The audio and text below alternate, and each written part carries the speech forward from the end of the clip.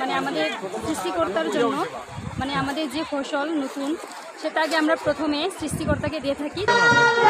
আমরা প্রধানত এটা খ্রিস্ট রাজার পর্ব এবং একই সঙ্গে যে ফসল কাটার ফলে যে ধন্যবাদ জানানো, সেই ধন্যবাদের কৃতজ্ঞতা উৎসব।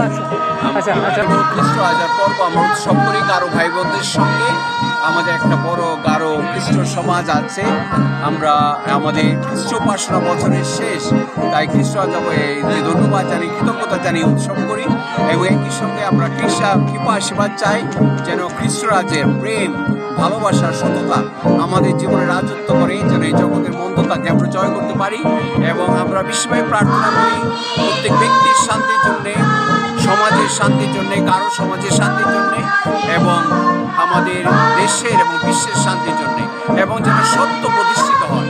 কারণ যিশুই সত্য, পথ এবং জীবন আমরা বিশ্বাস করি। সেই সত্য যেন প্রতিষ্ঠিত হয়, তার প্রেমের রাজ্য যেন প্রতিষ্ঠিত হয়। আমরা যেন সবাই, সব ধর্মের মানুষ, সব বিশ্বাসের মানুষ, আদিবাসী, বাংলাদেশি সবাই মিলে যেন সেই ভালোবাসার রাজ্যতে বাস করি, শান্তির রাজ্যতে বাস করি, সততার রাজ্যে প্রার্থনা করি। সেই উৎসব আমরা পালন করি কারো ভাই বোনদের সঙ্গে। এই ওয়ানগালা আমরা গত সপ্তাহে করেছি জিঙ্গা সিং কাশিয়া ভাই বোনদের সঙ্গে, একই উদ্দেশ্য। ধন্যবাদ সবাইকে, সবাইকে ওয়ানগালার বিশেষ শুভেচ্ছা রইল। ধন্যবাদ।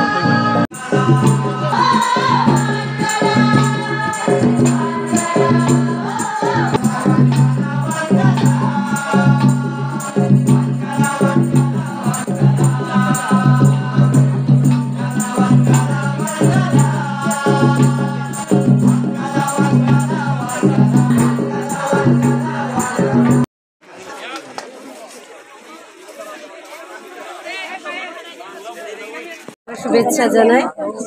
আমরা ওয়ানগালায় এসেছি আমাদের খ্রিস্টানদের ধর্ম অনুসারে। আমরা যখন খ্রিস্ট রাজার পর্ব বলে আমরা ওয়ানগালায় আসি। আমাদের ঐতিহ্যবাহী একটি সাংস্কৃতিক অনুষ্ঠান আছে, আমরা এগুলো পালন করি এবং আমরা এটাকে বলি ওয়ানগালা। আমরা ওয়ানগালার সময় দোকমান্দা করি, আমাদের ঐতিহ্যবাহী পোশাক, এবং আমরা আমাদের প্রধান খাদ্য হচ্ছে ওয়াক। আমরা এখানে এই সময় ওয়াক খাবার খাই, এটা হচ্ছে আমাদের গারোদের প্রধান খাবার। তাই আমরা ওয়ানগালা উৎসবে সবাই উদযাপন করতে আসি, অনেক আনন্দ করি এবং উল্লাস করি, অনেক ভালো লাগে, সবার সাথে দেখা সাক্ষাৎ হই। ধন্যবাদ।